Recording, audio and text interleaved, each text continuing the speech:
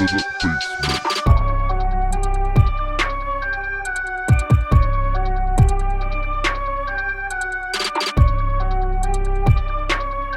What's going on, guys? Welcome to the Basement Boys podcast. I am Chris Gray, and this week we have a special guest host, Eric Mincer. Hey guys, I'm filling in for Devin. He's going to be out for a little bit with a personal situation. Everything's It's all great news, don't get me wrong, but gonna we'll be let him okay. explain when he comes back. it's all good. But so it's all Devin's. We ain't gonna tell you his business, all right? Chill out. There we go. I'm here. Let's do this. All right. Starting off the week, I don't think I've ever been more excited to watch a team almost win a game. I agree. I think that was like a very encouraging way to lose a game in the fourth quarter. Yeah, and keeps us in the lead for the Trevor Lawrence sweepstakes. Obviously, we're talking about the Jets-Patriots game. You're looking at the two most optimistic Jet fans right now because I think there are things that weren't bad there, like Denzel Mims. Yeah. He had a great game. He Looked can good. play. Perriman's an established receiver. Like, he's played in the league. And Jamison Crowder's, like, a real receiver. Mekhi Becton played excellent until he got hurt because that turf monster. And then Yeah, I don't know what's going on there. I don't know what's going on there. But you could see every time they ran the ball behind him, got yards. Once he left the game, I think they only scored 7 points the rest of the game. Yeah.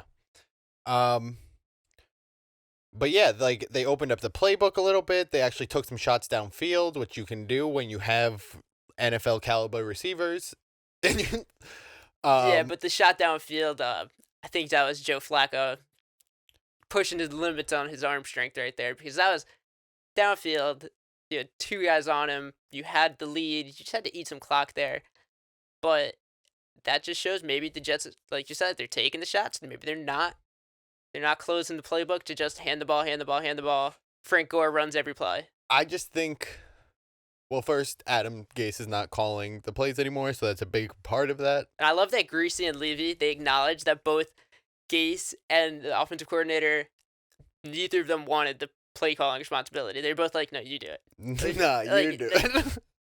Yeah. No, I get it, but It's like if you're the pilot, if you're the captain of the Titanic, you're gonna call someone else and like, can you just take the wheel for the next like 5 minutes? See, it was his fault. He did it. yeah, It's like see, I let him hang around for fucking 10 minutes. no.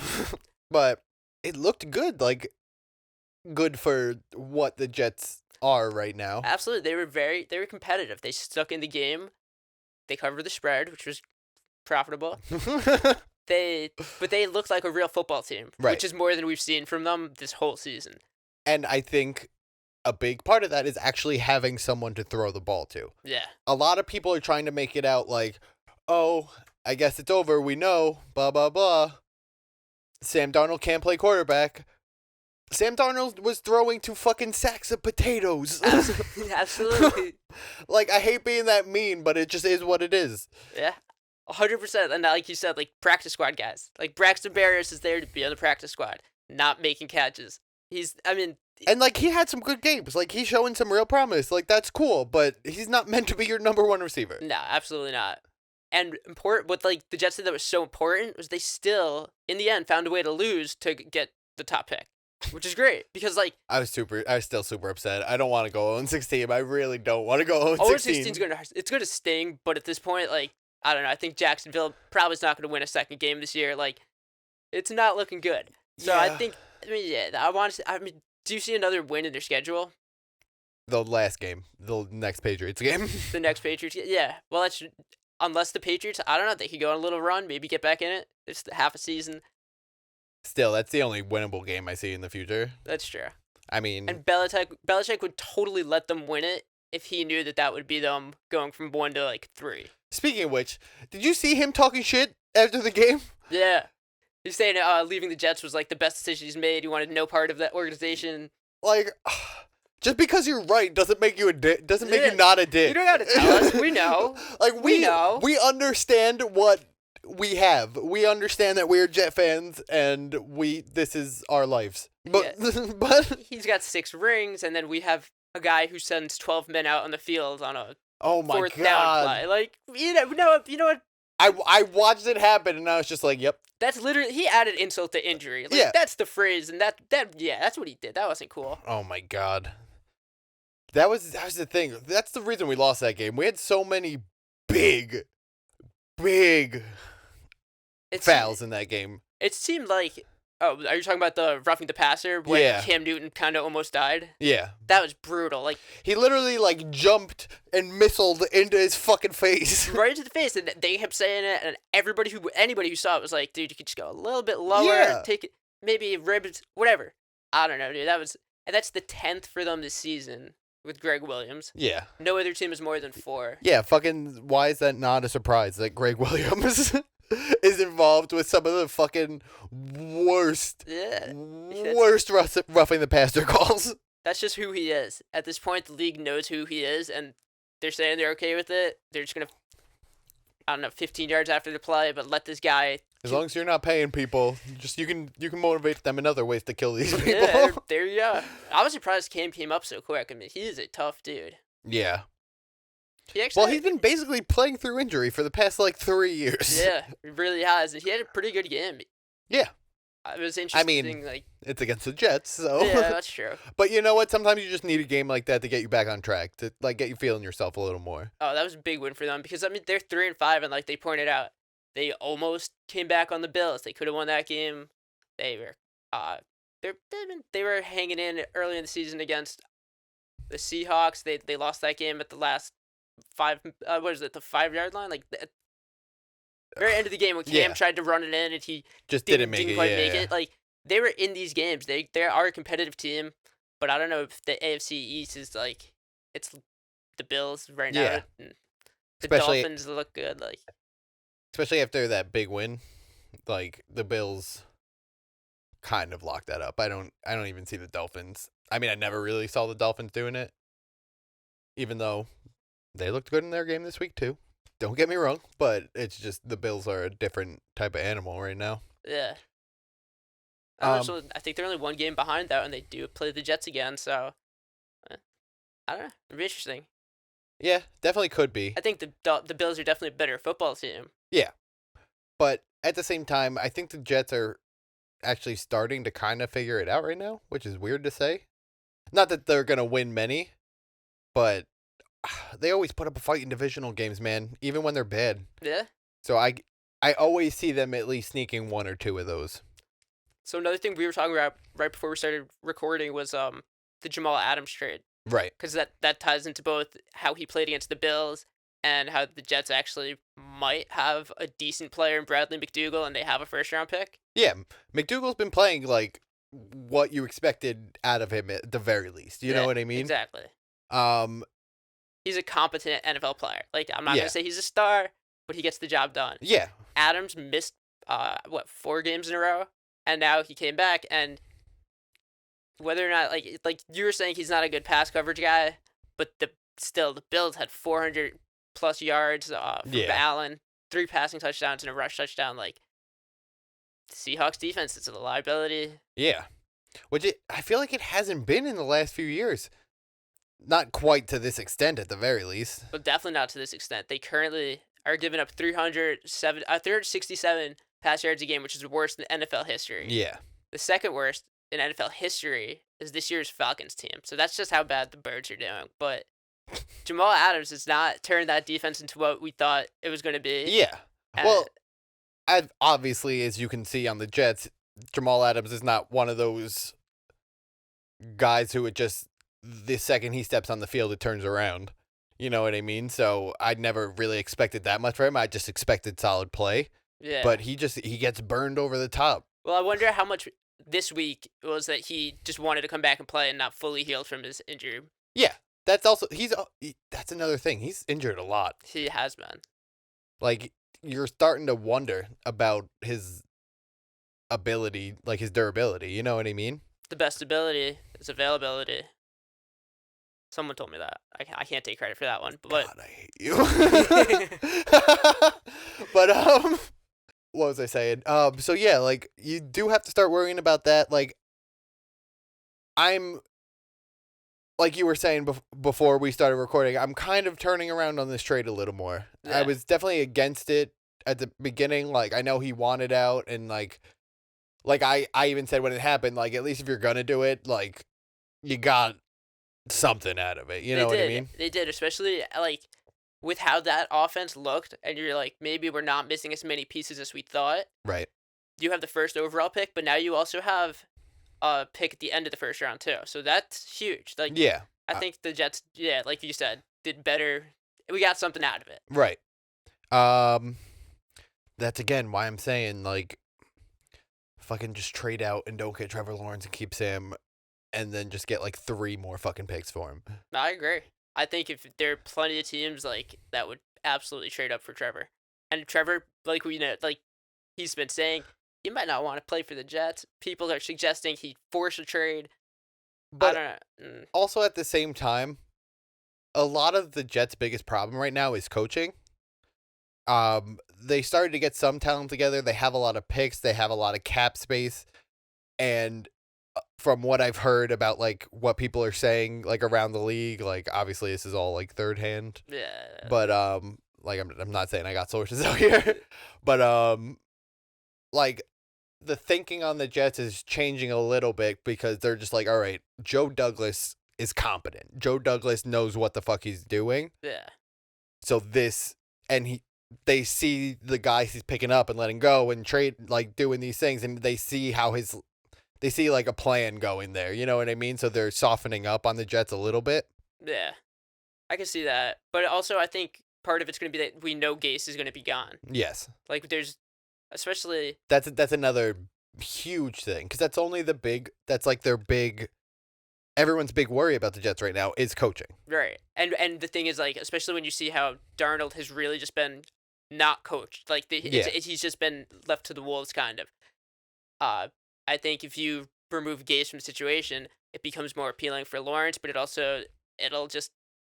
just changes your perception of the offense. Yeah. Absolutely. Like, Trevor Lawrence is so good. He's going to be so good wherever he Yeah. goes, and it's just, I really want him. I want the Jets to get him. No, I just feel bad. I always feel bad when the Jets ruin a quarterback. Right. Like, I'm not saying he would have been the best quarterback in the world, but I think the Jets ruined Mark Sanchez. I think they just killed his confidence every year, even though he's taken them to the AFC Championship. Yeah. They're just like, okay, he's competing for his spot again. It's just like, okay, I took you to the AFC Championship 3 years in a row.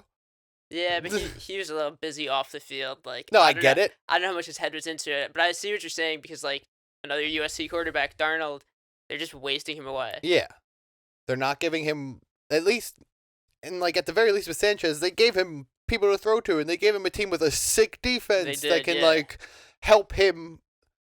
Like, if he makes a mistake, he's not as worried about it. Exactly. You know what I You mean? could be more aggressive knowing you're on a better team. Right.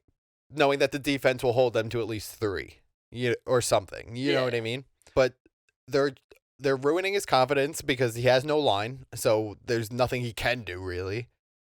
And just getting beat up like that week after week after week after week, that you got to be at some point and be like, maybe it's fucking me. Like, Yeah.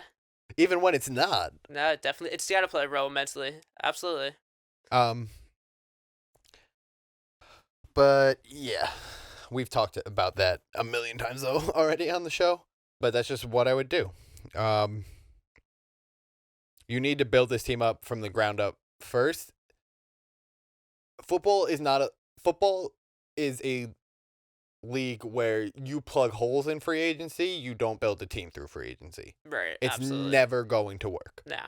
And I think with most of these like the new young upcoming class with quarterbacks taking over the league, you see like Lamar, first round pick.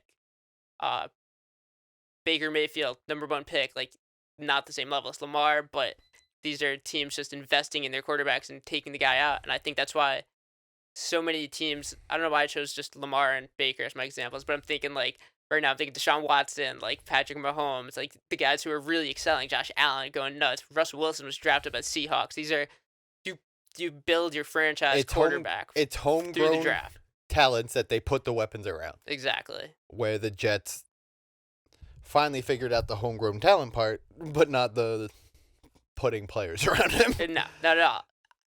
Come to think of it, I can't think of a time. I I can't think of a time where both Perriman and Crowder were healthy for Darnold. I don't think there was one. Yeah. And Mims, that was his first game of his career, so he's never played with Darnold on an NFL field. Like, right. Though Mims, I thought was a really good pickup when he fell to us. yeah, he looked great. Yeah. Really fast, runs routes, makes catches. Yeah. A lot of people were saying he could be the best wide receiver in the draft, and I'm not trying to call that after one game, but Yeah. for your debut game in the NFL on a fucking dog shit team with a terrible line, Yeah. like He's a bit undersized, and I think, I don't know, I mean, it's hard to say Justin Jefferson on Minnesota. yeah, He's having a hell of a year, but true. but I don't know. Interesting. But like I said, it's the first game. Like, And like he we had said, that it's performance with his Gase. first game jitters. And that's with Gase. Yeah, Yeah. and a terrible line, so you have like fucking half a second to run your route. Like, There we go. yeah. All right. What other big games do we want to talk about this week? We got to do it. Saints Bucks. You want to jump to the night game? Let's Yeah. fucking. That was such a. I mean, I hate Tom Brady, but that was such a letdown. Yeah. I actually don't hate him anymore. Like, But you got him in fantasy, so you're all no, about but even him. before that, the second he took off the Patriots hat, Yeah. I was just like, okay, I can sit here and appreciate what you've done now, and just forget that it was with the Patriots because you're on the Bucks now. Yeah, it's just so weird to be like Tom Brady to Gronk and being like, I like that. And it's just it's got a weird taste in my mouth. No, because these are, in my opinion, these are both guys you like wanna like. Like, Gronk, I want to like. yeah, Gronk is the Gronk for sure you want to like, he's the most but fun Brady, guy. like, he at the very least comes off as a nice guy. Like, he's not, you don't hear stories of him having this like super huge ego. He's just a guy who works hard, has his whole career. His TB12 shit. Like he's weird, man. Like I don't know. Yeah, he's weird, but Yeah, no, I see what you're saying. He seems like a typical suburban dad. yeah, Yeah. he just seems like a nice guy. And say what you want, he's weird for his TB12 stuff. That's all well and good, but like, Yeah, I see it. he's 43, and he's might make the Super Bowl this year. Well, I don't know. Last Sunday night was the first time this year he really looked 43. Yeah, I mean, 3 interceptions.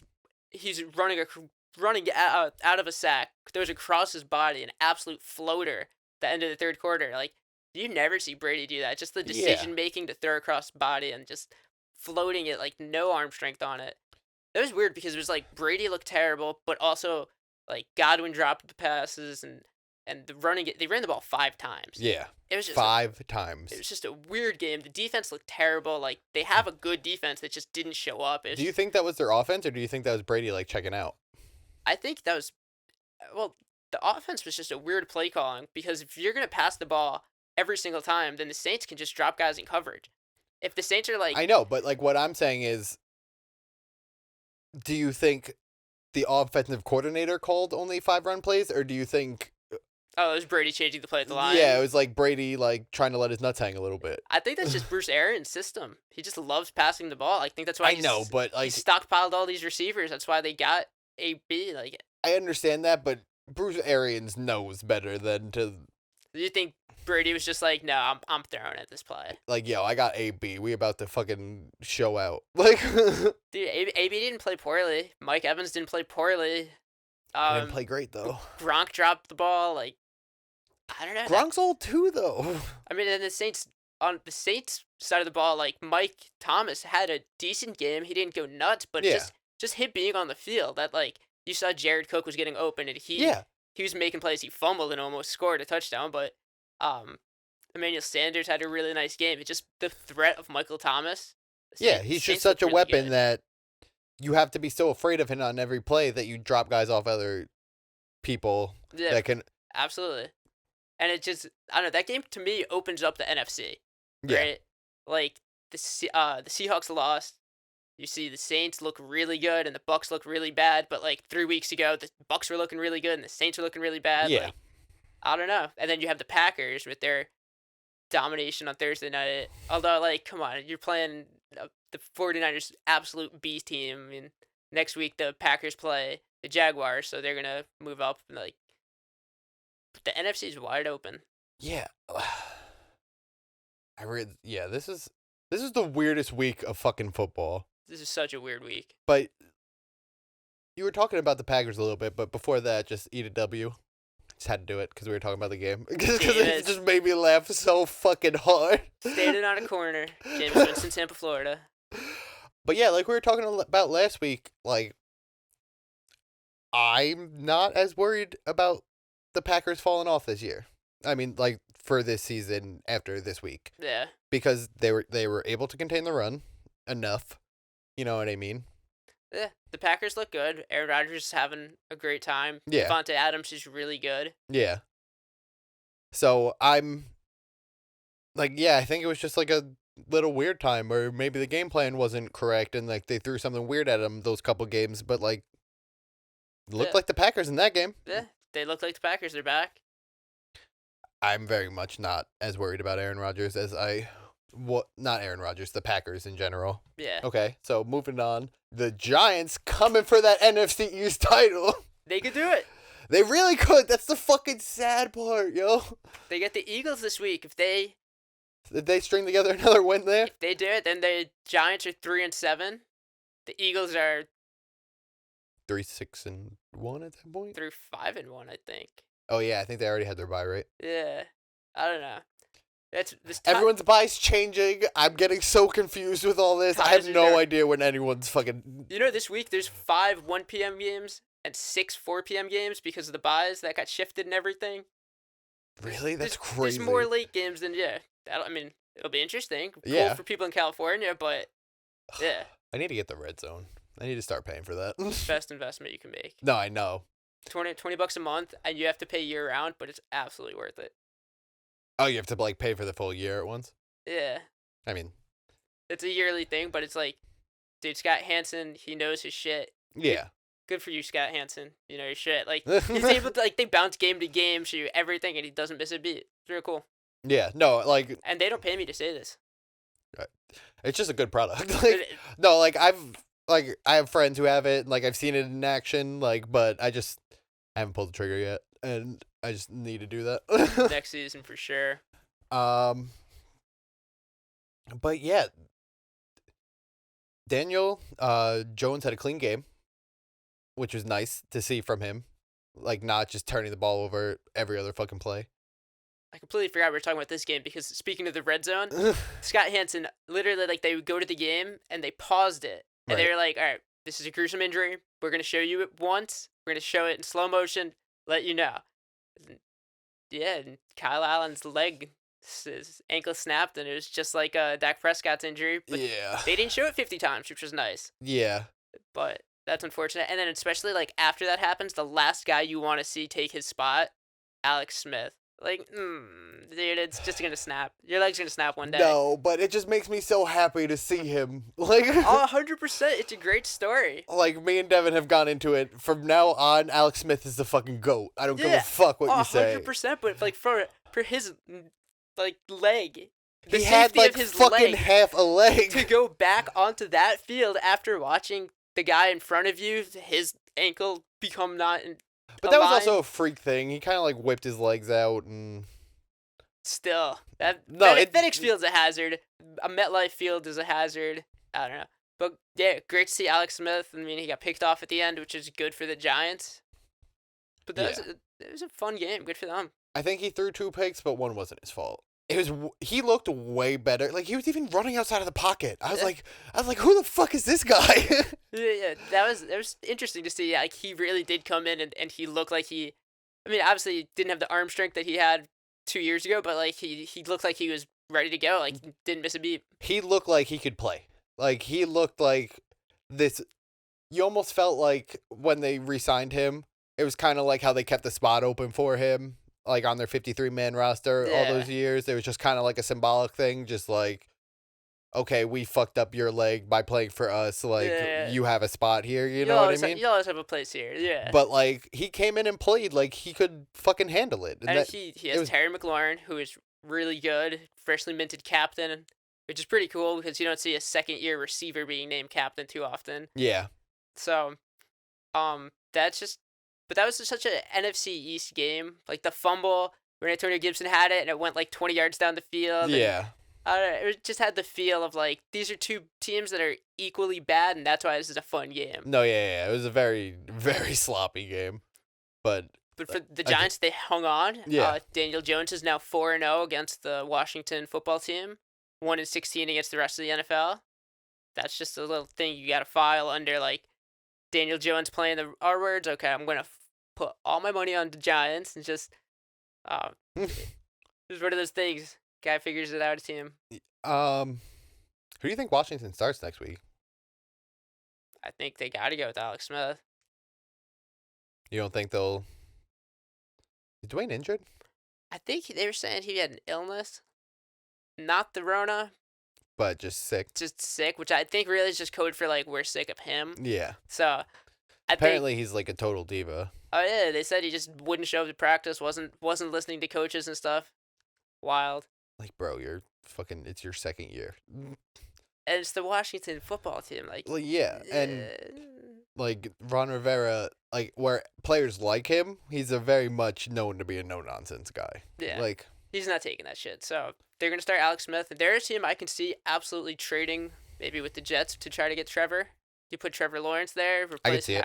Atkins. I mean, there's also the idea of maybe waiting and taking Zach Wilson because he looked incredible for BYU. He could fall to the R words. yeah, That'll be interesting. And it's also interesting how all three of those teams, the Giants, the Washington team, and the Cowboys. I always want to say Redskins, but I don't know if just there.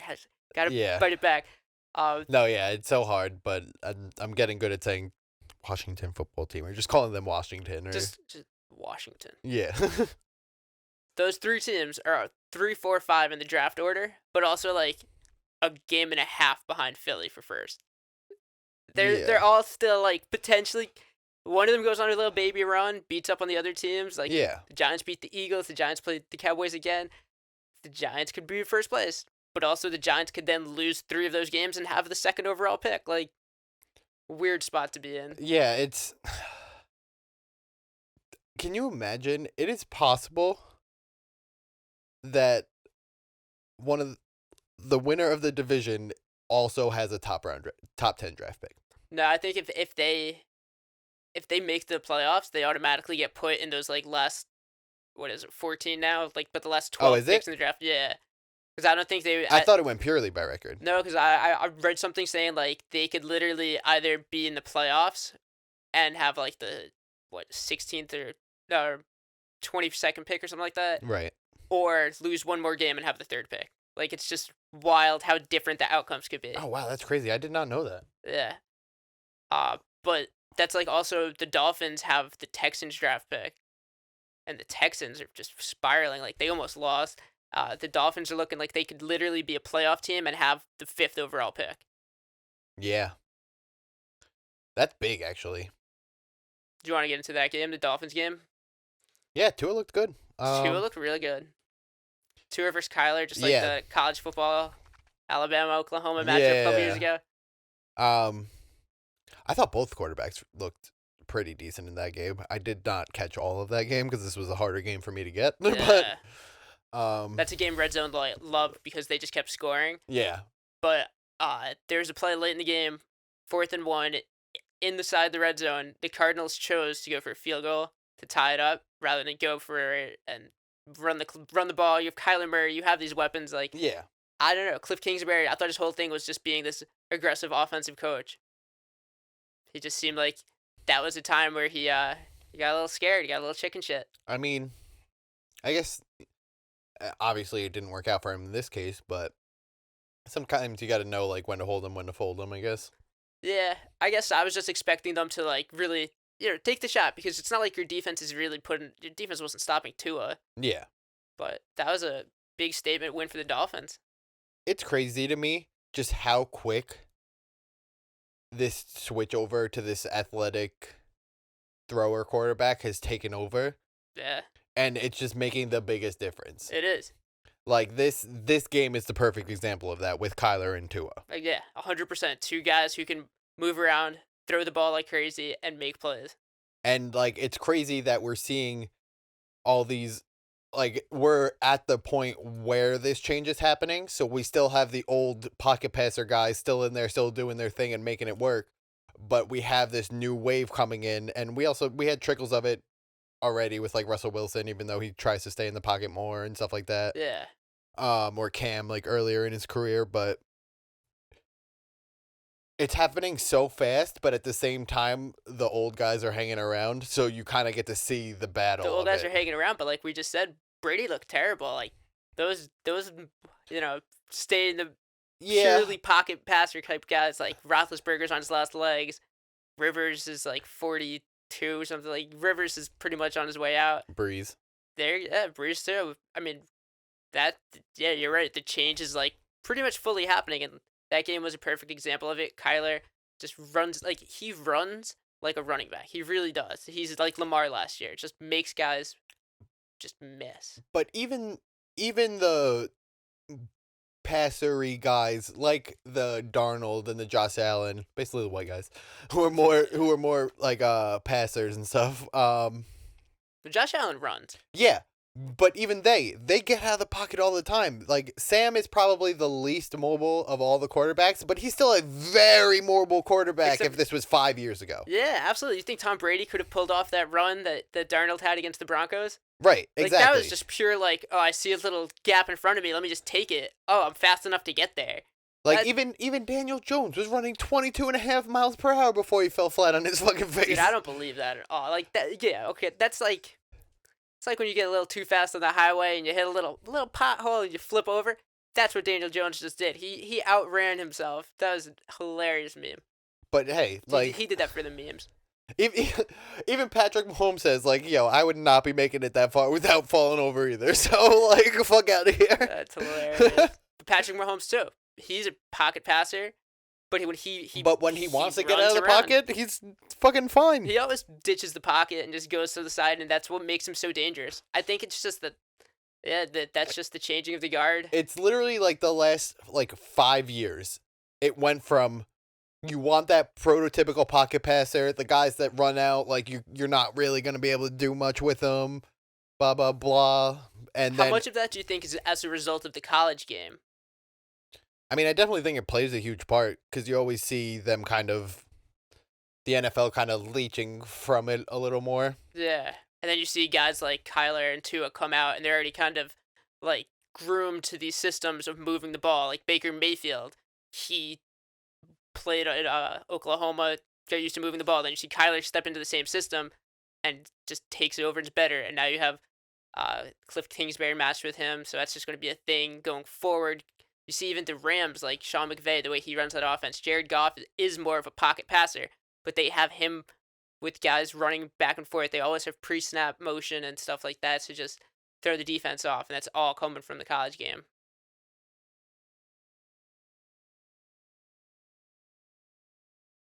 All right, which game do we want to talk about next? Sorry, my bad. I'm checking something. Okay. I'll cut that part out. I'm sorry. What did you just say to me? I thought my thing stopped recording and I was about to freak out, but it didn't. We're good. Yeah. Okay, that's pretty big. I was talking about just how college kind of influenced the mobile quarterback and moving the ball around and stuff. But which game are we gonna get into next? Fuck, I had a point there, but whatever. We'll figure that shit out later.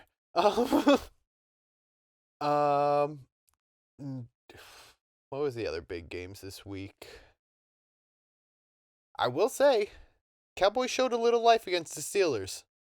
I mean, they held that game a lot closer than I thought it was going to be. That was a lot closer than I thought. I really thought they would just coast, kind of like score once or twice in the first quarter. It's like maybe 14-0 at half and just run the ball. Like I honestly thought the scores of the Saints-Bucks game and the Steelers-Cowboys game were going to be switched. Yeah, absolutely. That's exactly how Vegas drew it up.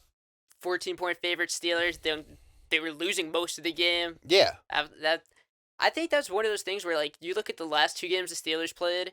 They had the Titans. They had the Ravens. Those are games where, like, you're putting 110% effort because you know the playoff impact of those games. And then you kind of see the Cowboys and you're like, maybe we could play 50, maybe 75% and still be able it's a trap game. to walk. Yeah, classic trap game. Yeah, it's just they're trying to take off a little bit to, like, maybe rehab some guys, maybe, like, have their best guys take less snaps just to give them a softer week. Well, now Big Ben apparently both knees are injured and he's on the COVID list. So Big Ben's having a rough go of it. Yeah, but I think Ben is one of those guys who's only on it because he was in contact with someone, and so they just want to quarantine him until he gets enough tests in. Right, but he's still going to have to miss 3 or 4 games of practice. Yeah, I mean, That's going to impact. a little bit, but, like, he's gonna zoom in with them and, like, go over all the like gameplay type stuff, and I worry about it a lot less with Big Ben because who's been working with Mike Tomlin for Right. They know what they're doing. yeah, like for over a decade, I think at this point, right? Yeah. 13 years. Yeah. So Ben's pretty honed in on Mike Tomlin's system. So Yeah. And Ben always has some injury going on. There's always something like. He's yeah, always- especially in the he's latter few years. Slow to get off the field sometimes, but Because he looks like an armchair quarterback. He Like does. He really does. he really looks like exactly what you would think your if you saw your Big dad's if you saw friend. Big Ben out somewhere, like hopefully not at a bar, but if you saw Big Ben at a bar and you didn't know he was a football player and he was telling you that, you'd be like, "You're not a football player." Yeah, like if you didn't know who he was and he was just like, yeah, I'm the quarterback for the Pittsburgh Steelers. It's just like, okay, buddy. Yeah. All right, this guy's. Can we get this guy an Uber home? He's not Yeah, doing like, anything. can we cut this guy off? He's saying he fucking plays quarterback for the Dude. Steelers. They won. They're 8-0, halfway to a perfect season, I think this is the first time they've ever done it too. which is that's incredible because the Steelers are always good. Yeah, Like last year was the only year they weren't good, and that's because Ben and Juju and everyone was out. But like, but it's hard to go 8-0, man. especially when they played the Ravens and the Titans. Yeah, but still a problem. The Ben thing worries me because Mason Rudolph. Like, I'm not. Yeah, nah. I'm not. I don't think that's the way to go for them. But They're definitely a team that they should look into getting a quarterback in the draft. I don't know if they're gonna have a good enough pick because of the way they're going. They're gonna be at the end of the first round. I don't think this is a particularly deep class for quarterbacks. it wasn't like the last 2 years. Yeah, I mean, Lawrence, Fields, and Wilson are gonna all be gone by the time the Steelers pick. Yeah. So, but I'm sure Ben's gonna try to at least come back for next year. Oh, Ben will play until he literally can't. Yeah, till he falls the fuck apart. Ben will play over anything. Him and Phil Rivers, they're the dying breed of just pocket passers that stay and take the hits and just keep playing. Do you want to talk about that game, the Colts Ravens? I was literally just about to jump into that one. Perfect. Yeah, I'm worried about Lamar at this point. Yeah. I don't want to. You can cut this if you don't want the shameless plug. But in my most recent article, I said to bench Lamar Jackson against this Colt defense. They're missing Ronnie Stanley. They faced the top rush defense in the league, and Lamar didn't pass the ball well at all. And if it wasn't for that rush touchdown late in the game, that was a 14-10 game. Lamar had 12 fantasy points, and then the touchdown gave him 18. It's just good performance, but It's he's quarterback. Lamar. And plus, it's quarterback. Like, It's a 18 quarterback. points is bare minimum what you're supposed to get. And if that late touchdown didn't happen, he would have had 12. So he did not look great. The defense looked like they can play with anybody, but the offense, I don't know. Got to be a little worried about that. The one other point I think that really makes this is a big deal is I think people were sleeping on Mark Ingram and how much he opens up that team. They could Yeah. not get the run game going, and that's because they're not worried about who's behind Mark Ingram. What's his name? Dobbins. Yeah. They're not worried about Dobbins as much.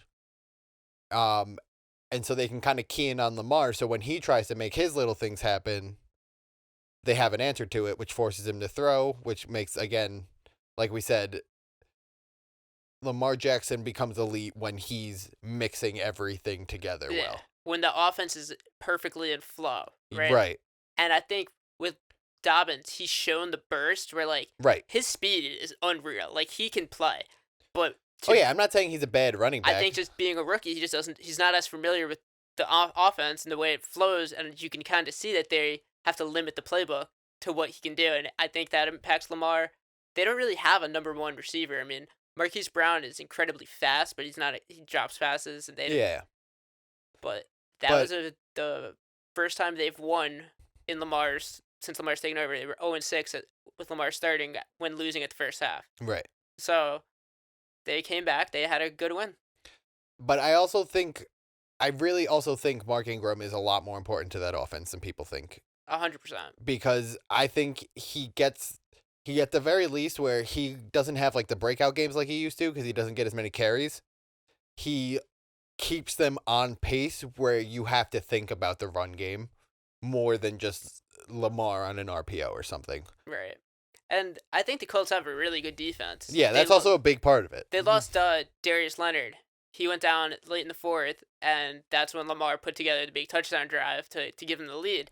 So I think that's going to be a big impact for the Colts going forward if he can't play on Thursday night. Yeah. As much as like I do think that's a big impact, at the same time that defense is just gelling so well. Yeah. Like where it's going to affect them, I think they will be able to overcome that a little bit more. I think definitely Thursday night, if you're a Ryan Tannehill fantasy owner, I think he's definitely on the leave him on the bench category because that's a tough defense. And he hasn't played well the last couple games. But I think if the Colts, like, they didn't look good against the Ravens. Ravens are a really good defense. If the Colts beat the Titans, they're back in it. They can still win that division because they play the Titans again in 2 weeks. Okay, well, so now we're talking about the Titans. Let's go into that game. What happened to Derrick Henry? The Bears defense. That was still, like, I don't know if he's, like, banged up because he's been having all these big games this season. Like, No, he's gone against good defenses and had, at the very least, good games. Taylor Lewan was out. The left tackle for them that they gave all the money to in the offseason. True. That makes a huge difference. Tannehill, he was, I think at one point he was, like, 6 for 15. Like, Tannehill couldn't find anything. Right. So you had to focus in. You knew it was going to be Derrick Henry's show, and they put Khalil Mack, Roquan Smith, like, those are big guys. But, like, I feel like Tennessee in the last couple of years has been, like, I'll use, like, the fight analogy of Khabib Nurmagomedov. You know Khabib's going to wrestle you. Yeah. But there's just nothing you can fucking do about Exactly. it. You know the Titans are going to run at you. But it's Derrick Henry, so fuck you. It's just not happening. Like, you're not stopping it. But they figured something out. Yeah, they kept him in check. They kept Tannehill in check. It was one big play to A.J. Brown. Great catch. Yep. Otherwise, they looked like they had nothing going on offense. That game was 10-0 at the half. And, like, don't get me wrong. The Bears' defense is looking very good this year, but the Colts' defense is, like I said, again, they lost Darius Leonard. Yeah. So that's going to affect, like, how you can get to the quarterback and blah, blah, blah, blah, blah. But at the same time, like, that might be their one saving grace. Yeah. Is Derrick Henry hopefully figures out whatever it was, or maybe he was just, like... Well, without Leonard in the middle to come and tackle him, it's going to make a difference. I mean, you saw Khalil Mack and Roquan Smith were both able to keep Henry to, what, he had 70 yards, I think? A little less than that? And then... Something like that. It's terrible. Like, yeah. And then now you go against the Colts without their top linebacker. Maybe he gets it back going. The sad part is, if we talk about anyone else in the league, they're just like, all right, they had, like, an okay game, but, like, nothing special. But Derrick Henry, fucking 70 yards? Yeah. Fucking this guy must be, like, sick or something. Did he leave the game? Like, yeah. Did he leave the game after the first 5 minutes? The fuck's going on? Yeah. But that's the thing with Derrick Henry. It's like, yeah, you're pissed that he let you down this week, but next week he's going to have 47 points. Yeah, he's going to just lead you. It just sucks because I lost to the last place team in our league. Yeah. And I lost to Devin by 0.4. That's your birthday gift. You're welcome, Devin. That's been my whole fucking season, my guy.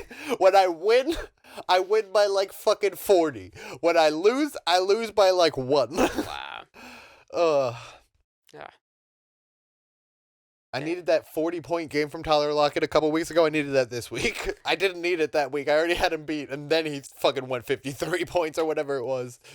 Yeah, how did Tyler Lockett do this week? Because I know Not good. DK went off for Seattle. No, yeah, he did not. He did not have a great game. I don't have the numbers pulled up right now, unfortunately, but Yeah, if we want to talk about that game, I think it was single digits. DK looked incredible. Oh yeah.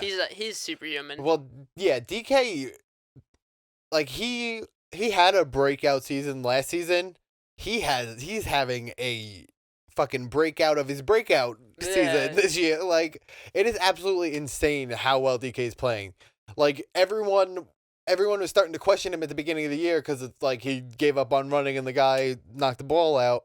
I think that just pissed him off and just made him better. Yeah, so he was just like, oh no, that guy who's 10 yards down the field from me and is fast as fuck, Buda Baker, I'm taking him the fuck out. Dude, he had the defensive player of the year for the Seahawks, but he and Russell Wilson are they're locked in. But he's a fucking giant human being. He's Derrick Henry who runs a fucking, like, what, 4.2? Something insane. Like, that's going to be a problem for a lot of defenses going forward. For years to come. It's his second year in the league. Insane. I mean, the Bills had a good defense, too. They had Trey White on him. Well, I think Trey White was more on Lockett, but still, like, they got ripped apart. Yeah, Lockett got pretty much shut down, especially compared to, like, other weeks. And I think that's the most we could talk about the Bills without talking about Josh Allen. Because Josh Allen he's the man. Is fucking, yeah. Like, the first year, maybe year and a half, you were just like, I don't know.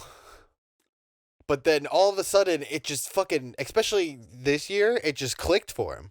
He figured out his lane. He's not trying to run it too much. He's not trying to run it too much. He's not trying to pass it too much. He's doing what I feel like Lamar Jackson should do. Just utilizing all his weapons to the max capacity, and he's got weapons around him, which obviously makes a difference. I think Josh Allen's a much better passer than Lamar. Josh Allen's 415 yards, 3 touchdowns, and, like, he made it look easy. I know, but he's a big dude, too. He's, like, 6'5". At the same time, like, Baltimore's wide receiver core is starting to worry me a little bit. Oh, yeah. Absolutely. You know what I mean? Yeah. I feel like if he had a Stephon Diggs, like, if he had, like, a solid number one guy with those guys, I feel like we'd be singing a little different tune of his, like, a little... Yeah, I know what you mean, but that's the Ravens. I can't think of a time where they ever had, like, a real top-level wide receiver, except for when they had Steve Smith. Right. But even that was, like, at the end of his career. Yeah. It was still not... I don't think they've ever had a top 5 wide receiver on that team. Yeah. Ever. No, and now's the time that they really, like, looking at the draft, you got, yeah, if they add, like, if... Jamar Chase coming out of LSU, even though he took the year off. You have Devonta Smith from Alabama. Like, they just activated Des Bryant. And I love Des Bryant, and I'm so happy that he's back in the league. And like I say every time we bring it up, Des fucking called it. But... Dude, think about it. Des Bryant, Antonio Brown, back in the same week. Like, yeah, that's fucking crazy, that's actually. 2020. That's 2020 for fucking you. 2020 is the most... oh, my God. It was a weird week in the NFL. Yeah, a lot of weird stuff like that happening. Yeah. All right, so now that we've taken up your whole lives with amazing football talk. A lot of football. But that's the only thing that's going on right now, so it's going to be a lot of football, guys. Just letting you know. But let's jump into... I'm going to let you take over this one just because I understand how happy it must make you. Yes. I wish I could experience that as a Jet fan, of just having a different owner that's not the fucking dog shit owners you have. Yeah, we're welcoming Uncle Stevie into the Mets family. He's the new owner. He's already making moves. He's making some bold claims. Brody's gone. We have a whole new front office. How did you feel about Brody? Because I know there were people who were kind of like, you know, you need that agent type. Blah, blah, I think blah, blah. he was calling way more shots than he should have been. I think Hell yeah. He was given the directives to do a lot of weird lineup moves. Like, yeah, the guy traded, got Cano, and now Cano has to bat 5th every game, even though he But they were trying to get your one-time closer who ended up being trash. I can't remember his name. Diaz. Yeah. Diaz had a great year this year in the third of the season that they played. Yeah. I'll take it. I don't care. I'm happy. Compared to what he's been? Yeah. Yeah, but like the first 2 years, Like, you took on Cano's contract to get him. Yes. But not And- anymore. And we're not going to talk about how the top prospect, I'm blanking on his name, Klesnik, is like top 10 in all of baseball. We gave him up for Cano. I'm not going to talk about that because now we have Steve Cohen. And I think he said he's going to be really aggressive. I think we could get Springer. No, yeah, he straight up said, like, we're a major market team and we're going to spend money like a Good, fucking major yeah. market team. Hell yeah. Because this is the kind of season where, like, if years past, I'd look at this and say, yeah, Springer's out there, Bauer's out there, Stroman's out there. We'll end up with Lester. We'll end But- up with some, Cole Hamels who's like 45. But I think Steve Cohen's going to make, he's going to make changes. I don't think Stroman's coming back to you. Nah. He's been laying hints heavy that he wants to be a Yankee. I think he's doing that just to drum up and get a big offer now that he knows, Steve Cohen's willing to reach into his wallet a little bit more. But I also think you can see a Yankee team that's just ready. They just need to figure out their pitching. But that's the Yankees every year. It's just, they're ready, and then it's just like, who can we spend more money on? That's the Not Yankees. in the last few years, because also- they've been trying to get under the luxury tax, but they understand that Cole has been what they paid him to be. He's panned out. The last couple pitching moves, the Sonny Grays, the fucking J Haps, are just moves that they went out to try to get the good pitcher, and it didn't work out. That's true. And then So now that they have a guy in Cole, and next year Severino's going to be back. hopefully, And there's still not a yeah, timeline. I don't know really what happened on to him. Severino. I'm not 100% convinced he hasn't been abducted by aliens. No, for real. Like, just no word from him, no updates, like, And yeah, just there's gone. there's never even a timeline on him. Like, nothing. how bad was this injury? Where is he? Like, no, I don't know. Yeah, right. I don't know. And then Paxton, he was pretty decent, and then Yeah. I mean, he had his games where he would pitch, like, 6 scoreless innings, 8 strikeouts, and then he'd have his games where he'd get shelled. But I don't hold as much weight on this season because there have been plenty of years where you see the guys like struggle for the first like third half of the season, Yeah, and then the second half of the year they fix whatever like mechanical error they were making, absolutely. and they're fucking lights out. And the rush, you could see the rush to get everything going. How many players got injured? Every one of the Yankees got hurt at some point. So many teams But that's lost. been every year the past few years. So, yeah, but like just through the league as a whole, Yeah. so many teams were getting injuries, And- especially with pitchers and stuff. You just And same in like the NFL, same in like all these sports that Yeah. had to shut down. Yeah, a lot of people were getting injured. a lot of just rushing to get back into it. So I completely understand. You can't take a whole lot of from this season. But if the Mets do somehow retain Stroman, I don't know if Bauer's really interested. Bauer's been nothing but smoke screens. I love him on Twitter. He's hilarious. But if they could get Bauer, Stroman, and DeGrom, that's the best 3 starters. I mean, Yeah, 100%. that's a championship. Well, that's a Mets fan getting too excited about our pitching again, but that's a great start. I think Did you guys trade away Syndergaard? no, he just had Tommy John. Oh, He it was in like May when they weren't sure if there was gonna be a season. He elected to have Tommy John, and so that's why he was out all this year. okay. He could come back too. Yeah, dude. Could you imagine that? Fucking DeGrom, DeGrom. Bauer, I'm Syndergaard. so bad with your lineup. I'm so sorry. Well, these are guys we don't have. Maybe Yeah, we don't know. Bauer, Stroman, Syndergaard. Syndergaard would probably be the 4 there. yeah, That's fucking insane. He was your ace. What, 3 years ago? yeah. And look at him now. But he's still. I mean, he's still a fireballer. He's Yeah. No, that's what I'm saying. That's how I'm saying how strong that lineup would be. Oh, it would be incredible. And I think Springer's legit. I think we might have a chance of signing Springer. Yeah. That'd be cool. Your bullpen has looked better Yes. than it has. It's trending up, and that's all that matters. So I will definitely 100% give that to you. And our bullpen has been looking worse. So Yeah, I saw the Yankees are like like every other team going after Bauer, but are they looking at relievers? I don't know. I think they should move Britton into the closer spot. I think Chapman's. Yeah. I love Chapman. He gave us some really solid years, but he's the past couple seasons he's not been burning it like he Yeah, and normally does. that's like 10, 11 years of throwing 100 miles an hour, 104 miles an hour. Yeah, it's starting to burn out a little bit, but I think it's a smart move. He could still give you quality like 8th innings. Yeah. I can see it. Like he could be the lead into the closer, like or closer when like nights that Britain's been overused and they need someone. Like I'm not saying he's done pitching, but Nah. he's not that ace He's not the- closer who he's went not to the the Cubs closer. for the season and then we were so excited to get him back. That You was know the what I mean? greatest fleece in the like. Yeah. But that also worked out so well for both sides. Like Yeah.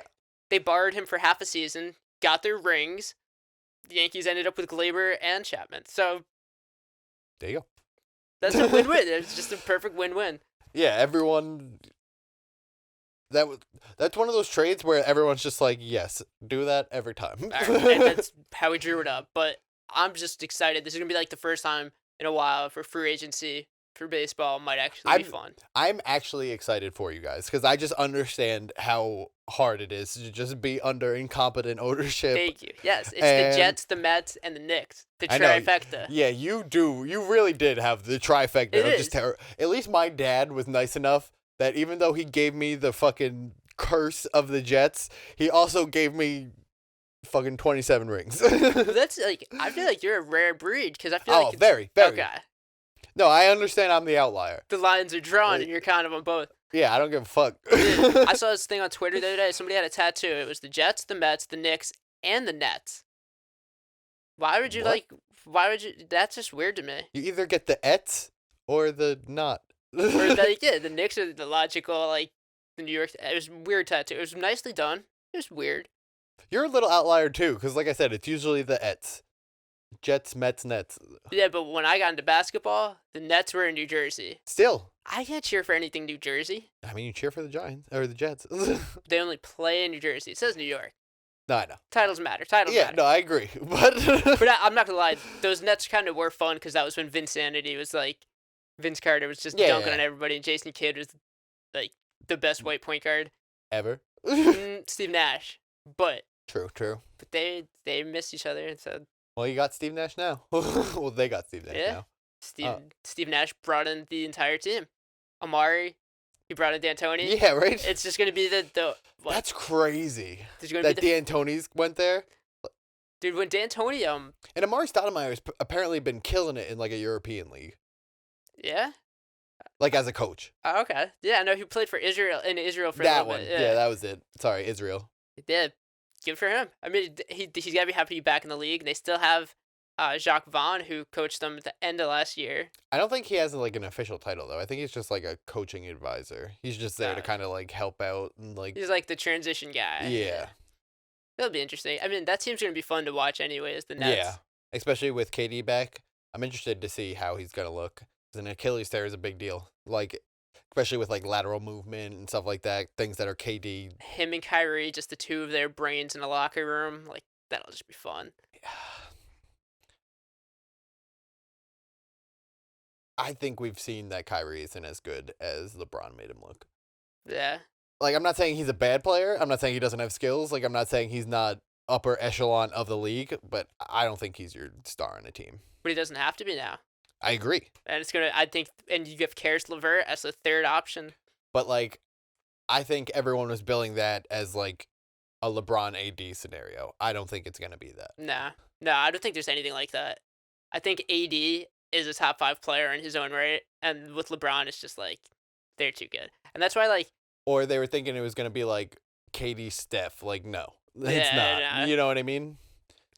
I think the Lakers are just going to be set for as long as LeBron wants to be there. Yeah. I think he could three-peat. Yeah. Like, I mean, we're going into NBA trade season, NBA Expe- free agency, so ex- who knows? especially if AD resigns. Yeah, Which I don't see why he wouldn't. I think he absolutely will. Unless, like, it's an ego thing, but, like, Yeah, but even still, he seems to be so happy. Like, LeBron's willing to let AD be the number 1 guy. yeah, when fucking 80's going, LeBron's just like, here you go. He's like, yeah, I can rest. I'm old. I got Yeah. 3 kids. I got to rest. I'm just trying to get rings, so however Yeah. we do that, Let's do that. It's always gonna be fun to see the random guys that signed with them right before the season to chase the rings, like how they got Dwight and how they got Rondo. But now Rondo might be going to the Clippers. That was the latest rumor I saw.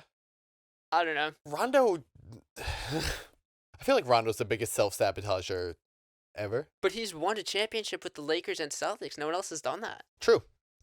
But I feel like he blows up good scenarios. I think he could perfectly stay with, the Lakers and get more rings. You know what I mean? I think he'd be a good fit with the Clippers, though. If you have him, Paul George, and But Kawhi, like a lot of people are saying they're like looking to move on from Paul George.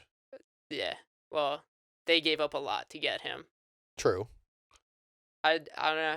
But- I've seen his name in trade rumors, but I think they just gave up like what was it, Shai Gilgeous-Alexander and like 4 picks or 5 picks to get him, like Yeah. and Gallinari. Like you gave Yeah. up 2 quality NBA players and a lot of draft capital. I think you're sticking with him. Yeah. I could see it. Or they could try to move him and just try to recoup some of it. Yeah. I mean, the NBA the last few off seasons have been absolutely wild. Like I given signing. I also, we speculate all these things, we think it's, we're acting like it's a normal year. I think it's going to be very quiet in all leagues. Yeah. And Well, also, that's a good point because free agency starts right. a After- week before the season starts. Yeah, I was about to say like right after the draft, and the draft is like next week. Yeah. So there's not a whole lot of time. Dude, that's gonna be such an interesting Thanksgiving where you're watching football, looking at baseball signings, looking at basketball trades, college sports. Yeah, weird year. Who knows? Who knows if all the games are even going to happen? This could be the first year without a Cowboys game on Thanksgiving, just because they get hit with a Rona. Yeah. You know what I mean? Shit. I mean, look at college football. No Alabama, LSU this weekend. Texas A&M, Tennessee. Arkansas is not playing. And that's one of the biggest That's the games. SEC. Yeah. That's the SEC. Yeah, LSU, we were talking about it before the show. They're going to lose $80 million from losses generated by, COVID. Just as one game, or just as in the general? season. In the season. But still, That's still. that's just where things are. So maybe you're right that teams, obviously LSU isn't a professional team. They just don't pay their players because of Yeah. college sports. Whole nother rant. But they, we might see professional teams not spend as much money. Yeah, it's too risky. And I think the signings that are gonna be, unless it's like AD is gonna sign a long contract. Yeah. But if you're not AD, if you're not, If you're not a sure thing. is Giannis this year or next year? Next year. Okay, so But the trade rumors have already Oh, yeah. routed. Every Heat fan is. If you go on basketball Twitter, every Heat fan is convinced that he's gonna be traded. He's gonna be a Heat. He's gonna be on the Heat. Oh, Heat. I don't know. He's gonna be hot. No, that's not it. Whatever. They think Tyler Hero's going to Milwaukee. He's going to the Heat. They're convinced. But I'm also seeing Chris Paul might go to Milwaukee, play with him. That would be interesting. I know, but the Heat. I'm Tyler hearing Hero looked great. Tyler Hero look good, but I don't know if he's enough for you to get Giannis. Oh yeah. I'm not. It's yet to be seen if this is another Linsanity moment, or Yeah. just a guy who just got fucking crazy hot. And I think he's for- also the right team where they're just gonna let him shoot his threes. Yeah. Just gonna let him do his thing. So not to say you didn't see great things from him. He looked fantastic, Yeah. but it's too small of a sample size to call it. Yeah, very small sample size, and it was in the bubble, and things got different in the bubble. It's just a lot of Yeah. it circles back to 2020 being a weird year. Yeah, Jamal Murray came out of nowhere. Yeah, he was the star in the playoffs. He went nuts. Lillard in the 8 games in the. But Lillard, you kind of expected it. Tyler Hero and Yeah. I mean, um, Devin Booker too. He put himself yeah. on the map. That game winner he hit over Kawhi and Paul George. and fucking I think people finally put respect on Jimmy Butler's name. Oh, absolutely. Because everyone knew he was a fantastic player, upper echelon elite player, but he put his stamp on no, I'm a top 10 player in this absolutely, league. he came. He made his presence felt. Absolutely, he's gonna be a force to be reckoned with. I think the Heat definitely can be a contending team, especially with like we were saying how much players move around. If Giannis goes to the West, I don't know. I think the Heat are probably the next best team in the East. Maybe. Yeah. as of right now. Maybe the Celtics. But the East is just weak right now. It's. I feel like it's been this way for so long. Yeah. I mean, I'd want to be in California too. 100. You know what I mean? Like Los Angeles. But yeah, that's about the most I got on basketball free agency. We went from MLB free agency, and then talking about a tattoo pivoted us into the Nets and basketball free agency. So shout out to that guy with his weird tattoo on the New York sports teams. Yeah, right. just transitions. We got it. We got it. So let's just, I guess, end the whole day here. I'm gonna recap only really the main event from last week's fight and talk about only really the main event from this coming week. Fucking Glover Teixeira must have found that TB12 because the man's 42, just fucking handled Thiago Santos. Like, I get Thiago sat him down and he's a powerful fucking guy, but once it got to the ground, Glover, like, people remember him now for like the boxing and because he's gotten very good at it, but he's just, the way he set up for that rear naked choke was monstrous. Like, you really can't deny that he deserves the title shot now.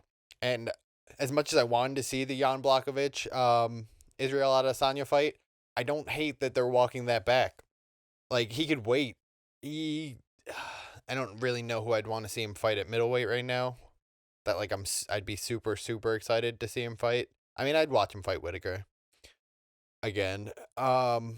Or just make something happen with John Jones, but John Jones is moving up to heavyweight and all that fun stuff. Who would you like to see Teixeira fight next? If it's not for the title, I don't really know. Yeah. Dominic Reyes is booked up. I wouldn't mind seeing that fight, but I forget who he's fighting. I honestly I'd want, like, especially at his age, he's 42 now. So I'd probably just rather see him wait out till, even if, like, the Adesanya Blachowicz fight happens. Is that not happening because COVID reasons? No, they're just, Glover Teixeira's looks so good over his past, like, I think he's on, like, a 5-fight win streak. And he's older. He's 42. Like, this is his last, like, real run. Right. I think Dana even said after the fight, he's just like, yeah, I know we have this Israel Adesanya thing, but I hear what Glover's saying about how he deserves his title shot, and, like, I get it, and, like, I'm with him, and yeah, I'm taking this seriously. Okay, so Dana pulled it to give him the shot. It's not necessarily officially pulled, but, like, it's definitely something that's being considered. Gotcha. So it's like wavering to try to give Teixeira the title shot you feel he deserves. Right. Because, like, again, I think he's got a 5-fight win streak in this division. He's 42. He does not have much time left. He actually trains in ATT Danbury right here. Oh, shit. Maybe we could reach out and get him on the pod. Yeah, right? But yeah, he definitely deserves the title shot. And if the Adesanya fight happened in, like, happened in, like, January-ish and, like, or, like, late December or something, and they could make that happen in, like, March, I'd rather just see Glover Teixeira wait it out and get his title shot. Who do you think would win that if Teixeira gets the title shot? I believe Glover has a win over the current champion, if I'm not mistaken. I could be wrong, but I'm pretty sure he does. But I think if Izzy wins it, I don't know. Because Glover is so underrated on the ground, and Izzy comes from a kickboxing background, so his ground's definitely his weak point, even though he's shown massive strides in it. Yeah. But Izzy's so good. Like, just... For me, we've never seen a kickboxer like Izzy in the UFC before. So I was going to say, for me, someone who's, like, a casual fan, when I watch Israel Adesanya fight, you're just like, wow, he's going to kill someone with his punches and kicks. Like, he's just an explosive guy. But you're right, like, if he gets taken down, who knows? Like, and, like, he has good takedown defense. We've seen people try to take him down and hold him down, and it is not easy. Yeah, oh, he's so athletic. He looks like an action figure. He's built. But also during his kickboxing career, apparently from the stories he tells, he was already doing jiu-jitsu. He was already doing wrestling as well. Right. Eventually to lead up into going into an MMA career. So I feel Yeah. like he's a lot more ahead of the game than some of these other kickboxers that cross over. I mean, you have like a Holly Holm who looks great on the ground. Like, you do have like some outliers there, but most of the time when these people come over, the ground game isn't quite there. Yeah, they're more strikers, more just keep it on the feet type of guys. But because, and yes, you're right, but because of that, because Adesanya has that background and he's not so worried about being taken down, he knows he can stand up, he knows he might not be the most offensive wrestler or jiu-jitsu guy, but Right. defensively he's so solid that he doesn't have to worry about it as much, so it opens up his striking to really use all of his kickboxing. So it sounds like he's like not afraid to go to the ground, but he's never gonna initiate the ground game. right. Okay, I got you. And I think for the casual fan, like it's always a little bit more exciting to see the standing up stuff, and I think Yeah. I think that's why Dana will definitely try to give him a title shot soon. Yeah, but that would take Izzy out of the fight, actually, because Izzy's not the champion of that division. Oh, okay. Izzy's a champion of 185. This is all happening at 205. Izzy Oh, might go okay. up to try to get a second belt. Yeah, okay. I was thinking in the wrong weight bracket. Never mind. Yeah, so I, Apologize for that one. as a hardcore, Yeah. as like someone who loves the sport, I want to see Glover get it because he's just been around forever. He's a nice guy. He seems like a good dude. Like, you know what I Yeah, mean? like you said, he's 42. He's on his way. He's gonna. Yeah, this is his last chance to kind of make a run and try to hit that mark. So I wouldn't mind Izzy being pulled because I know worst comes to worst, they can just go back. Even if Glover wins and then retires, they can just make the same fight. They can just Right. make Blachowicz versus Izzy for the vacant title. Yeah, it's like they can do that afterwards. Yeah. Okay. Or if Glover wants to win, I think Glover against Izzy would be a good fight too. Yeah. Even though I do like the Jan Blachowicz fight for like with Izzy, like because that's gonna be more of a stand up battle. I feel like, but I don't know. I could go either way on it, but like the hardcore in me just wants to see Glover get his shot. And then I'm just gonna talk about the main event coming up this week. Ooh, baby. Oh, we got a big one. We got a good one. It's not a big one for the casual fan, but for hardcores, you're just like, yes. Okay. Because Paul Felder retired basically his last fight. He left the door open a little bit, but he was gonna be out there commentating on Fight Island. The main event fell through. All right. I need you to explain it to a Oh, no. casual fan. Las Vegas. To Sorry. explain it to a casual fan so that if I were to go and watch it with other people, I could sound like I know what I'm talking about a little bit. Okay. Well, Paul Felder, after his last fight, it was a barn burner. He basically said, like, I'm pretty sure I'm retiring. He's also a UFC commentator. Like, he has other gigs. Okay. So he was coming to the UFC Apex. I said Fight Island, but it's in Las Vegas. He was going to be a commentator for this card. And then the fight fell out. Who was Rafael Dos Anjos fighting? Could you imagine It was that? a nice fight, too. I can't remember. Can you imagine that in other sports, just being like, "Hey Tony, I know you're supposed to call this game, but can Tony Romo sub in and just, quarterback the Dallas Cowboys today?" Like that's the crazy thing about it. So That's and wild. he's fighting former champion of this weight class, Rafael Dos Anjos. Oh shit, he's gonna.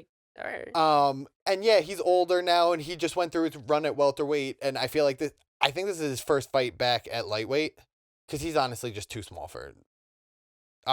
Even though he was looking great cardio wise, strength wise at welterweight, he's just too short of a guy. So, but he's fighting a motivated guy. Like Rafael Dos Anjos is never, at least to me, from what I've seen, never comes off as the guy who like feels like he's looking for his motivation. You know what I mean? He always brings it. So a guy who thought he was retired on 5 days' notice, instead of commentating the main event, he's going to be fighting in it. And I think that's just incredible. And Paul Felder is a fucking killer. And Rafael Dos Anjos is I don't care if he's getting older now, he's still a fucking killer. This is going to be a fantastic fight, and I'm so excited. Okay, so this is one of those fights that people might not know about, but should definitely know about. Oh, yeah. Okay, I'll tune in. I'm a little hung up because Dos Años means 2 years, but Dos Anos means 2 buttholes. It's Anjos. So he might be. A-N-J-O-S. That's hilarious. That sounds like a very compelling storyline. Do you think Dos Años is just gonna eat him alive? No, that's the sad part. Like, it depends on how much Felder's last fight. I feel like 5 days notice. I can't remember if it was the beginning of the year or if it was, like over a year. But yeah, his last fight he was not like super long ago. So a lot of guys will like retire and still train just because they like to train. Maybe not to to the high level of like a Right. fight camp. Like, so do I think his cardio is going to be affected? Yeah. Like compared to his normal, like if he had a full fight camp. But if he's been training, if he's been working, like if he's in shape, Dos Anjos definitely has a rough out. Let's put it that way. Okay. I'm just gonna need you Saturday night text me who to bet on. I probably would not touch I mean that this for fight. like any of these, but This is actually the card. I'm not gonna lie, it's not great. all right. But But that sounds like a good one for a main event. oh yeah. Eric Anders is always fun to watch fight. He's a former like college football standout. I think he had like a cup of tea in the NFL. Oh shit. Well, that'd be cool. But Especially so 'cause- he's always a fun fight to watch. But other than that, it's not. That's a cool draw because college football, the SEC games all got canceled, so now they could Yeah. watch a college football player fight. But other than that, it's not the strongest card for me. But what's the next big one? Like, UFC 255 is that a is good, better the- card? it's I don't love the main event. Davison Figueiredo versus Alex Perez for the flyweight title. The women's flyweight title. I always love watching Valentina Shevchenko because she's a fucking killer. Honestly, this is not a great card for a pay-per-view. Flyweights are always fun though because the cardio is gonna always be there. Yeah. They still have Mike Perry on this card, which is surprising to me. Because he's the one that's been making all the waves because he's a white guy who says the N-word and he punched an old man in the face while he was drunk and Well, didn't Connor do that too? yeah, but this one is different. Like he fucking like laid this guy out where Yeah. Connor like just kind of like did that play like reaching over a guy trying to hit him. Yeah, Connor was the less bad of drunkenly punching the elderly. Yeah. Yeah, okay. Like he like fucking everything he had laid this guy the fuck out. And Yikes! Then Dana's like, yeah, you could still get another fight, and yeah, and his girl his like ex maybe wife, I don't know if they were actually married, but just came out saying like he was abusive. Cynthia Calvillo is supposed to be back on this card, which is nice, but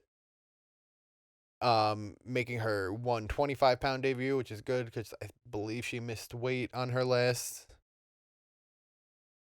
chance. Ariane Lipsky versus Antonina Shevchenko. Antonina is Valentina's sister, the flyweight champ, who's a fucking monster. And she's been looking a little suspect her last couple fights, but she lost to like Roxanne Modafferi, who's just like a tank. And also a complete nerd. Like she'll go to weigh-ins wearing fucking Super Saiyan hair. Like she's awesome. good for her. And then It still doesn't top Khabib's hats, but yeah. that's still pretty cool. You think Khabib's actually done? It's not looking like it at this point from what I hear. Everyone's hinting now that like he's gone back and talked to his mom because that was apparently the big selling point. But I guess his dad always wanted him to go for like the perfect 30-0. Yeah, and So- it was just like a tribute to his dad, like a symbolic retirement. No, I think when he said it, he meant it. Okay. I think his mom said she didn't want him doing it anymore, and he just didn't want to do it without his dad anymore. But I think that like Dana and Well, Dana's gonna just walk over there with a big blank check and say, "Dude, come back." yeah, but even like his manager, forget who. I think his manager is Ali Abdelaziz. Yeah, like they were all like they have all like been hinting that like he's gonna go for the 30-0 because apparently that's like what his dad wanted. So who would his next fight be if you had to guess? I don't know. They were trying to make the GSP happen, but I don't think that's gonna happen. How old is GSP now? He's getting up there. He's like 38, probably 39. Okay. Yeah, I wonder how much he has left in the tank if he wants to make an actual comeback. I mean, the last fight he had, he won the 185-pound title But when was that? a couple years ago at this point. Yeah, I feel like I remember his name when I was in like middle school, high school. Like, Yeah. So Oh no, yeah, he's been around for forever. Yeah. Um, Do you think he'll fight Connor again? Khabib? I think that's what Dana would want to do. Oh, I think that's what the world wants. Yeah. I think everybody would tune in and watch that. But I don't know if Khabib would want to do that. Probably. He actually hates Connor.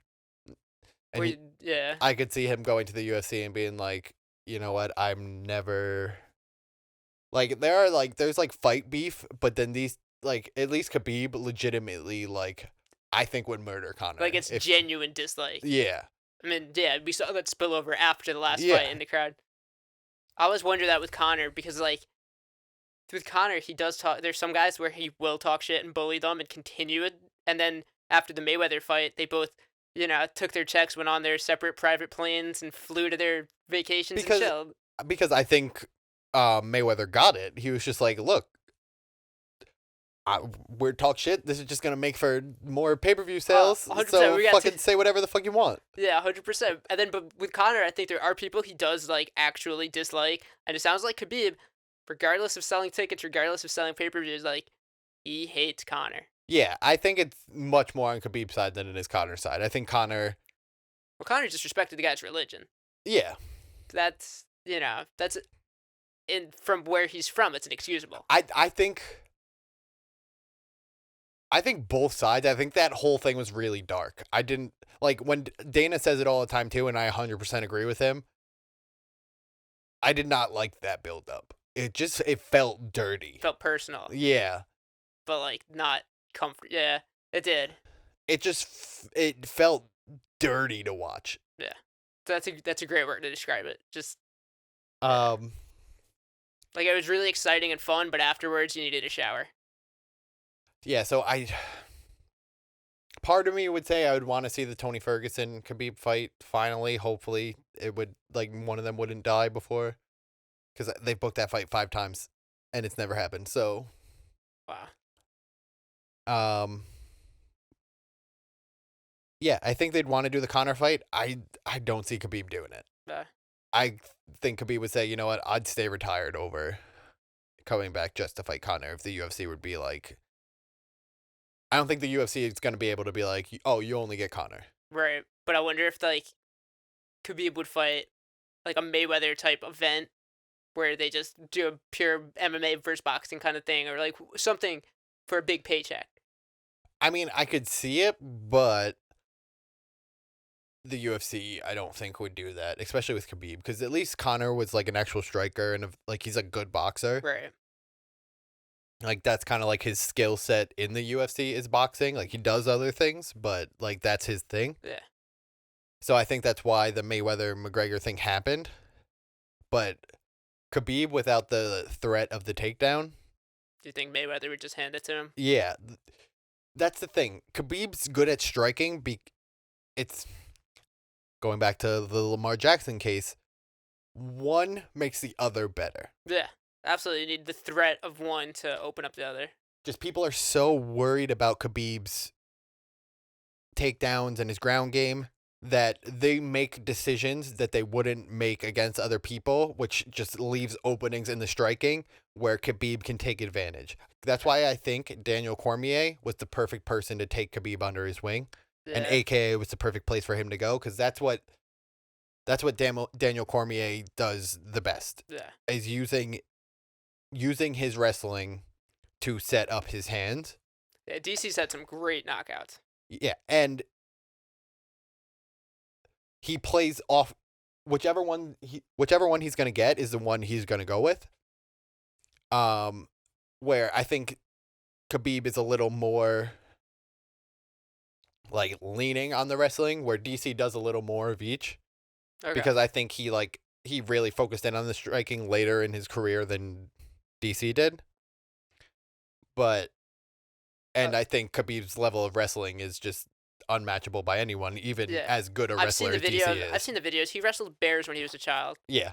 Yeah, Like- that guy's not afraid of anything. Oh, you have that guy's, but his wrestling, just like the little things he does, is just so second nature to him and just so advanced. It's What? just You learn to do it second nature because your first nature is going to be freaking out because you're wrestling a bear. yeah. You're just like, there's a bear on top of me. How do I get out? Yeah. But that's what makes him like the knockdown of Connor in his last fight against Gaethje. Like he was hitting him. What do you think's next for Gaethje? Because he put up a good, he makes his name known. Depending on what Khabib does, I think if there's an interim belt for it, I think he's in that interim fight, or at the very least gets the next shot. I think he's top 3 in the world in that division. Yeah. Yeah. Him and Ferguson and Khabib. Honestly, maybe even top 2 in the world, because I don't know where I put Dustin and Connor right now. Yeah. They've just been out a while.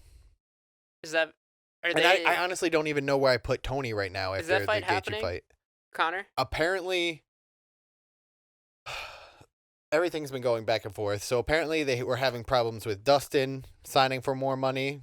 Like he wanted more money, which I get it. I get it too because you know that McGregor's going to be a massive draw. No, but even they were trying to make him Tony Ferguson, and he wanted more money then. He's just been wanting more money, and I get it. This is his prime right now. Like this is the point in his negotiations where he's gonna get the most money. Right. Okay. So, like in his whole career, and I think even after this, I think this is his peak viability of how much money he can make. Okay. So this is like prime years at being Yeah. a receiver, knowing like you got to get your bag right now. Yeah. I get you. So good for. I mean, So they finally got that worked out, and then they sent over Connor's agreement, and he's taking a while to sign it. But then I guess they were saying it was signed, and then after Dustin signed, and then Dana came out and said, "Oh, it's actually not signed yet because Connor hasn't signed it yet." But then I saw something last night that I'm not sure if this is 100% confirmed, but that now Connor has signed it. It's just so it'd be really good for the UFC if they could have Connor have a rivalry with one of whether it's Justin Gaethje or Dustin, I forget his last Poirier. name. Poirier. I want to say Poirier, but anyways, if he had a true rival in that sense, that would take over because like you said, I don't know if we're gonna have ever again Connor and Khabib, which is the fight people want to see the most, right. but we probably won't. So they're gonna try to find him a new rival. Well, at least Poirier has a little storyline behind it because Connor's already beat Poirier at 145, and then they both ended up. Poirier, I think, right after the Connor fight moved up, and then Connor ended up winning the belt and then moving up after that. So they've already fought at a lighter weight class. It's a new weight class. They're both older. They both have improved extremely. So there's a big storyline behind that, but he's never fought Gaethje, and that just builds its own storyline. And they're both kind of like Connor's more of a shit talker, where Gaethje's more of a reactionary shit talker, and it's just he's more confident. He's just like, if you're respectful for him, he's just like, yeah, I'm gonna win. Like he's a good guy, he's a great fighter, but I'm gonna fucking win. It just is what it is. What weight are they all at now? 155. Would you say that's the most competitive bracket or weight class? Right now, probably. Uh, 170, kind of. Even though Usman is kind of got its choke. Yeah, I'd probably say 155 Okay. is probably the most competitive division at the moment. Yeah. They definitely have the names. Yeah. Name recognition's huge. And plus they just added Michael Chandler too from Bellator, who was like the best guy outside of the UFC. Bellator champ Lyman Good. Is he any good? Yeah. Because I remember watching him. I did Tiger Schulman's. One of my doesn't matter. People watching aren't gonna know my hometown, but I did the Tiger Schulman's down the street from my house, and he was like a Tiger Schulman's product. So I met him and Uriah Hall a couple times. One of the guys I work with actually like trains with him. Oh yeah. And one of my like literally like my oldest friend, like I don't see him as much anymore, but my oldest friend, his cousin is their guy who just won the Ultimate Fighter a couple years ago. Oh shit. Mike Trezano, which is crazy. Wow. Look at us, 6 degrees separation from UFC champs. Nah, for real. I mean, not champs, but Ultimate UFC Fighter fighters. champ. Yeah. It's Ultimate Fighter. It's UFC and champ in the same sentence. Yeah. It works. But